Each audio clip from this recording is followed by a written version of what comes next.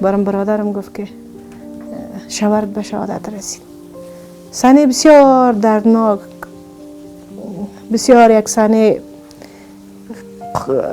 تحمل کردنی، بسیار با مشکل ما او صحنه را نمیتونم که بیان کنم که چی صحنه بود.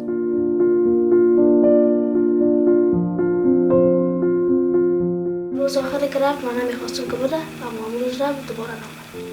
تقریبا 27-28 قطعه تقدیرنامه داره. همیشه دوستش داشتیم و تا آخر عمر ما او رو دوست می داشته باشیم.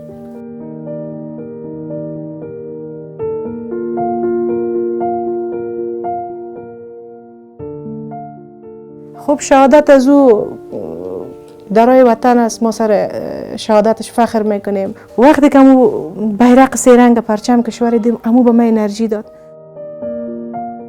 چقدر مشکلات دیم برای اولادایم که یار جمع کردیم، دوباره یار ما رویه دادیم، سر از یاد درس خواندیم. بچه‌م پدرتان به خاطر وطن خود، خاک خود، مردم خود شهید شده. حاضر هستم راه ادامه بدم، نه از راه که تفنگ بگیرم، با قلم میتونیم کشور آباد کنیم. هر لحظه که طفل 4 ساله بیای پیشت استاد شوه، مادر پدرم چی وقت خانه میه. اونا هم طفلایشان مثل طفلای ما از محبت پدرشان محروم شده، خانمایشان شوهرایشان دست داده. ما هنوز خوب است حمایت حکومت خود یک مقدار داریم و هیچ چیز ندارن.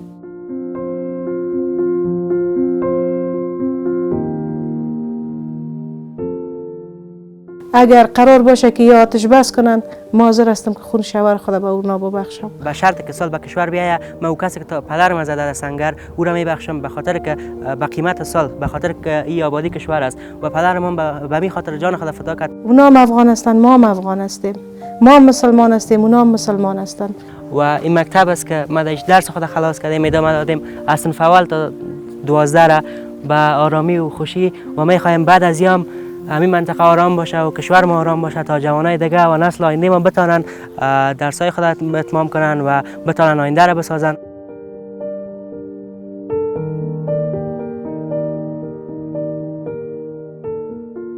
دیگه خداوند تو یک روز بیاره که دیگه همی سرگذشت ما تکرار نشه، سال دائمی امنیت در وطن ما بیه.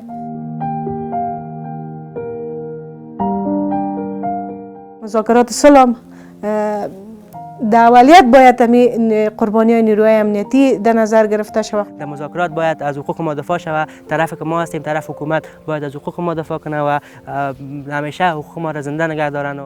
نامه عبدالمصور ولایت عبدالقدیم به رئیس و به جمهور. پدرم شهید رای وطن و افتخار وطن، فرزندانش افتخار میکنند چون یک پدر قهرمان داشتند. به خاطر از اینکه دشمنانش خاکش را کثیف نکنند، جان خود را فدای وطن کرد.